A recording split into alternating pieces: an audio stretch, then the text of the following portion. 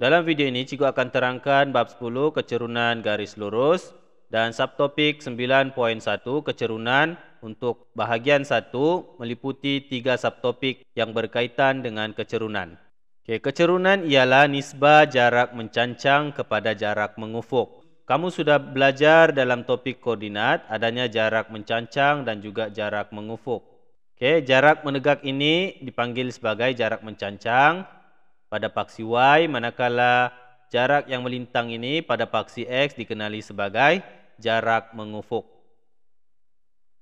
Kecuraman suatu garis lurus dapat dilihat dari nilai kecerunannya. Semakin besar nilai kecerunannya, semakin curam garis lurus tersebut. Yang ini cikgu akan terangkan nanti menggunakan contoh gambar raja. Manakala tanda positif dan negatif pada nilai kecerunan menunjukkan arah kecondongan garis lurus. Nanti cikgu akan tunjukkan bagaimana yang dimaksudkan dengan arah kecondongan garis lurus berdasarkan tanda positif dan juga negatif pada nilai kecerunan. Untuk bentuk kecerunan garis lurus, terdapat 4 gambar raja yang berkaitan dengan kecerunan garis lurus dan memberi tafsiran yang berbeza. Contoh yang pertama, kamu dapat perhatikan di sini, garis lurusnya adalah selari dengan paksi X. Kamu perhatikan di sini, garis lurus di sini selari dengan paksi X. Ini memberi maksud bahwa garis lurus ini adalah landai ataupun rata dan kecerunannya adalah sama dengan kosong. Untuk yang kedua pula, kalau kamu perhatikan raja kecerunan garis lurus yang kedua ini, arah kecondongannya adalah menurun dari kiri ke kanan. Kamu perhatikan arah pergerakannya dari kiri ke kanan menurun. Ini yang cikgu maksudkan tadi arah kecondongan untuk suatu garis lurus. Berdasarkan raja di sini, arah kecondongan untuk garis lurus ini ialah menurun dari kiri ke kanan. Maka tafsirannya adalah kecerunannya ialah negatif. Untuk gambar raja yang ketiga pula, kamu perhatikan garis lurusnya selari dengan paksi Y. Maka untuk kecerunan yang berbentuk seperti ini, tafsirannya adalah kecerunan ini tidak tertakrif ataupun tidak terhitung. Dan kamu boleh juga nyatakan dalam bentuk simbol kecerunannya adalah menggunakan simbol infinity. Seterusnya untuk raja yang keempat pula, perhatikan arah kecondongannya adalah menaik. Arah kecondongannya dari kiri ke kanan adalah menaik. Maka kecerunan ini takrifannya adalah kecerunan positif.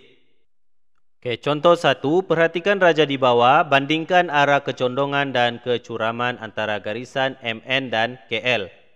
Buat kesimpulan daripada kedua-dua raja tersebut. Kamu perhatikan untuk garis MN ini, arahnya adalah menaiki tangga. Dari kiri ke kanan menaiki tangga dan sudutnya ialah 30 darjah.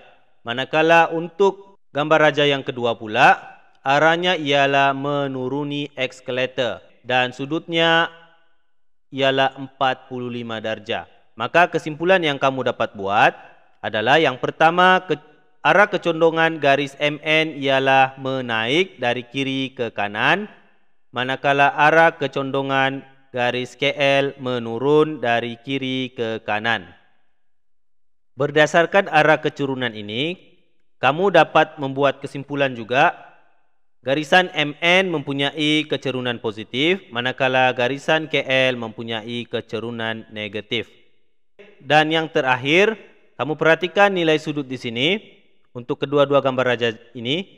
Nilai sudut ini adalah menunjukkan nilai kecerunan untuk garis lurus tersebut. Kamu dapat perhatikan garis lurus KL mempunyai nilai sudut yang lebih besar berbanding garis lurus MN. Maka kesimpulan yang kita dapat buat di sini adalah garisan KL lebih curam berbanding garisan MN kerana mempunyai nilai sudut yang lebih besar.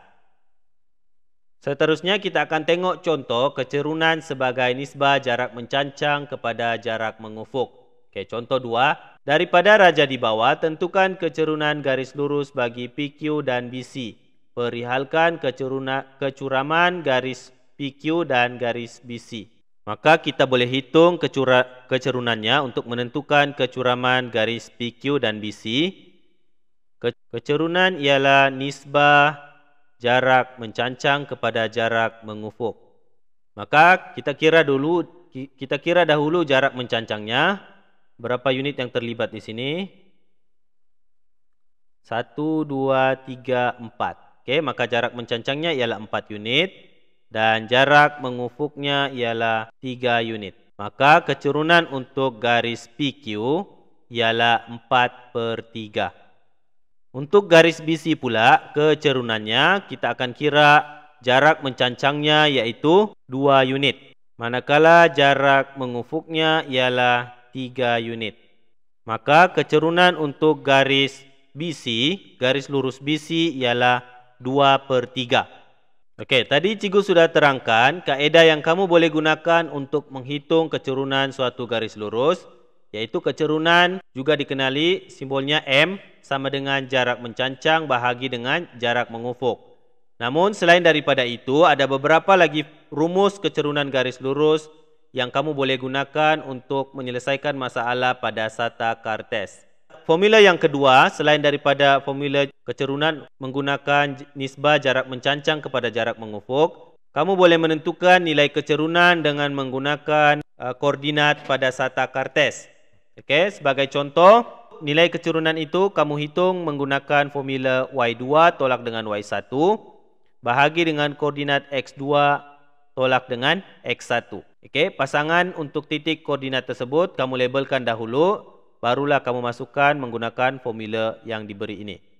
Okey, selain daripada itu, kamu boleh juga menggunakan formula lain iaitu kecurunan M sama dengan negatif pintasan Y bahagi dengan pintasan X. Okey, jangan lupa tanda negatif bagi formula ini.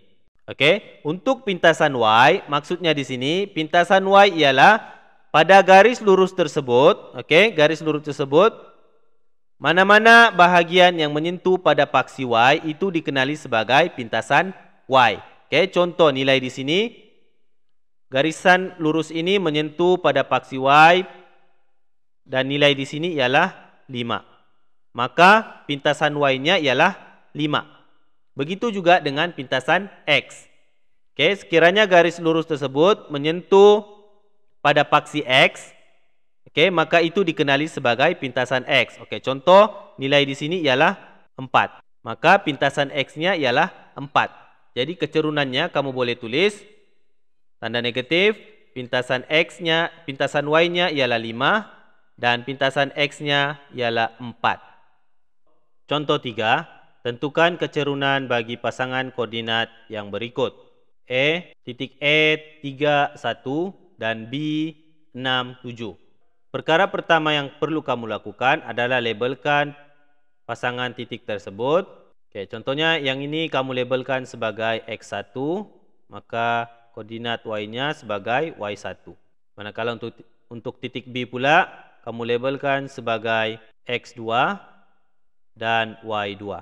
Selepas itu gunakan formula kecurunan menggunakan koordinat Y2 tolak dengan Y1 bahagi dengan X2 tolak dengan X1. Masukkan nilai yang kamu sudah labelkan tadi dalam formula kecurunan menggunakan titik koordinat. 7 tolak 1 bahagi dengan 6 tolak 3. Maka kamu akan dapat nilainya 6/3. Dan kalau kamu permudahkan 6/3 sama dengan 2. Maka kecurunan untuk garis AB ialah 2. Seterusnya untuk koordinat bagi titik P 4, -1 dan titik Q 3, 5. Okey, sama juga kaedahnya, labelkan X1 dan Y1, seterusnya X2 dan Y2. Masukkan dalam formula kecurunan menggunakan titik koordinat Y2 tolak dengan Y1 bahagi dengan X2 tolak dengan X1. Masukkan nilai yang kamu sudah labelkan tadi, 5 tolak -1 bahagi dengan 3 tolak 4. Maka selesaikan 6/-1. Apabila kamu permudahkan, jawapannya ialah -6. Maka kecurunan untuk garis lurus PQ ialah -6.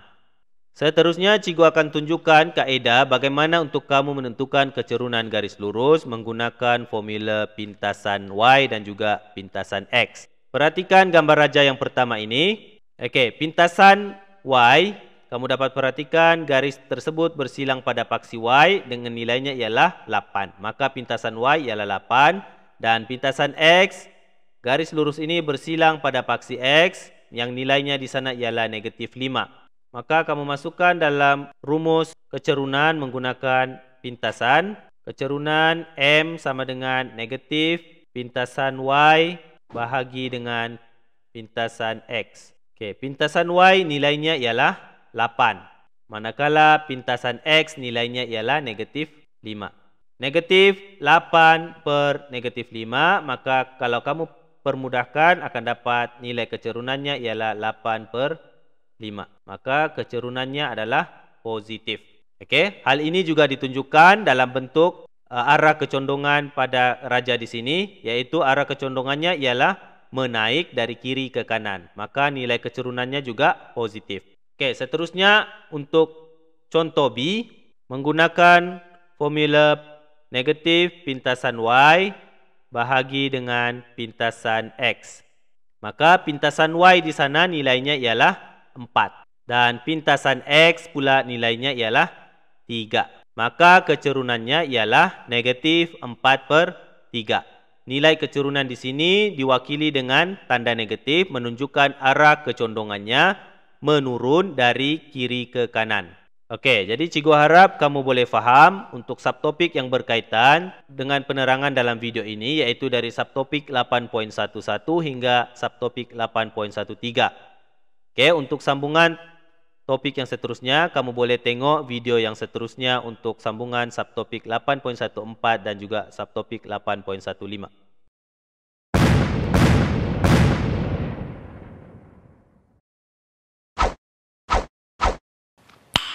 Nice.